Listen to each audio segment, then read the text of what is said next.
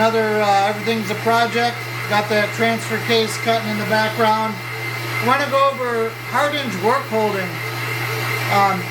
At the shop at work, I came in one day and somebody had used the Hardinge lathe not knowing how the collet closer worked, and they over tightened the nut trying to close up a collet with just the nut without doing the lever. So I have the Hardinge HLV 1950, and I got most of the accessories I've been gathering up for the last 6 months or so. So we'll go over that. So the first thing is that the Hardinge either has a, if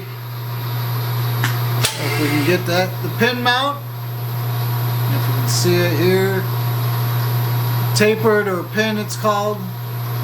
Then they also have a thread on. And when we get to the lathe, I'll show you how you engage these. So this is just a backing plate with T-slots. So you can see this has been Swiss cheesed for mounting different things, so that's kind of handy. This is a Chinese equivalent to this, and it uses the actual collet closer to hold it. And it's not split. This is a solid face. Then of course you got 2-jaw, 3-jaw, 4-jaw, and even 6-jaw chucks. Again, they use the taper inside, taper with the locking pin.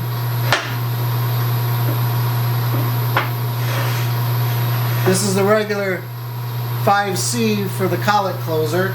So Hardinge uses that, and then all sorts of other machines use it. On the Hardinge step collets, these are so you can hold different material. This one's machine deep, but I've held stuff less than 100 thousandths. You just make a step, and then the collet closer cinches it up. Well, with the Hardinge, they went a step further. These are collet closers. These go onto the nose of the lathe. This goes into the collet closer. And when these cinch up, they're like iron.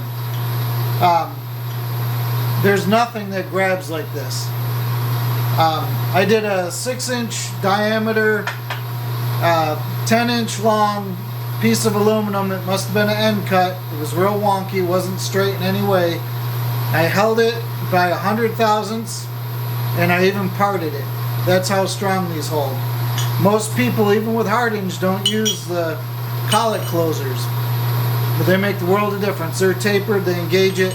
This is a deep 2-inch, and there's shallow and deep for each one. This is the shallow 3-inch. So like I said, I've been gathering these over the last 6 months or so to make the machine more versatile. This home shop has turned into a nice little job shop. All of a sudden I'm inundated with work.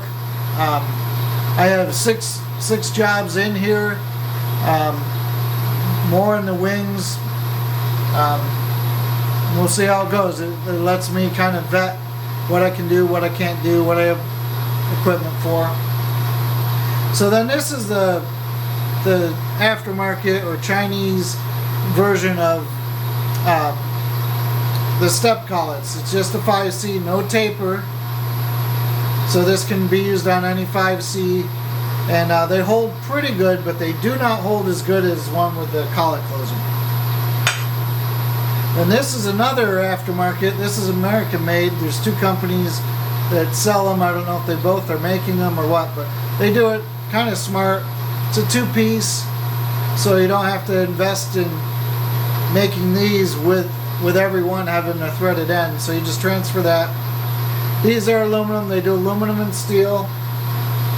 They get a 1/4-inch dowel put in them to keep it under tension while you're cutting your pocket. So when you're cutting these, you want to have it under tension as if it's clamped down. So you do engage it, and you do use the collet closer.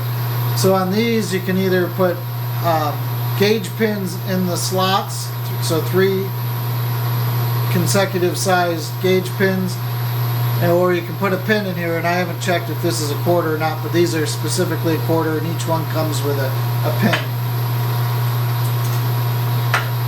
Okay, so that's good for this segment. I'll get another pass on that transfer case, and then we'll go to the lathe and show you the setup on there.